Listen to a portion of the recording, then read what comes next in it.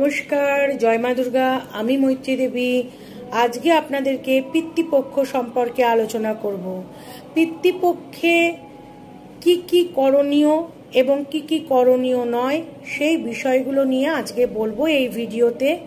আপনাদের যদি ভালো লাগে এই ভিডিও তাহলে অতি অবশ্যই আপনারা আপনাদের সুচিন্তিত মতামত জানাবেন এবং আপনাদের কাছের মানুষদের কাছে তাদের কল্যাণের জন্য অতি অবশ্যই পৌঁছে দেবেন। অর্থাৎ মহালয়ার দিন অবধি অমাবস্যায় আপনাদের এই পর্যন্ত পিতৃপক্ষ থাকবে। পিতৃপক্ষে আপনারা চেষ্টা করবেন কখনোই যাতে কোনো নতুন জিনিস যেমন গৃহ নির্মাণ, গৃহপ্রবেশ বা কোনো নতুন গাড়ি বা নতুন বাড়ি এগুলো যাতে কিনতে না হয়। এই টাইমটায় আপনারা যা কিছু নতুন এই জিনিসগুলো কেনা থেকে আপনারা বিরত থাকবেন, তাহলে দেখবেন ভালো হবে। এবং আপনারা আমি বলবো পিতৃপক্ষে যদি কারো কাল অসুখ থাকে তাহলে অতি অবশ্যই আপনারা নতুন জামা কাপড় কিনবেন না।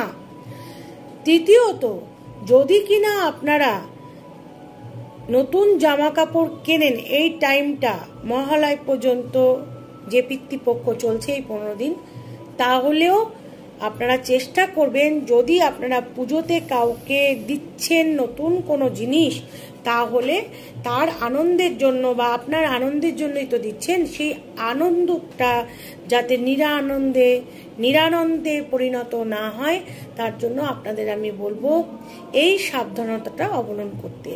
সেটা হলো পিতৃপক্ষের মধ্যে আপনারা কখনোই তাদেরকে একদম সানন্দে আপনারা পুরোপুরি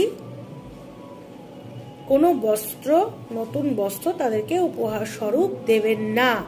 এবং সেটা আপনারা যাদের যদি বাড়ির মহিলাদের আপনারা মেয়ে মহিলাদের আপনারা যদি কোনো বস্ত্র উপহার দেন এবং তার সঙ্গে আপনারা সিঁদুর আলতা এগুলো দেন তাহলে অবশ্যই সেটা খুবই ভালো।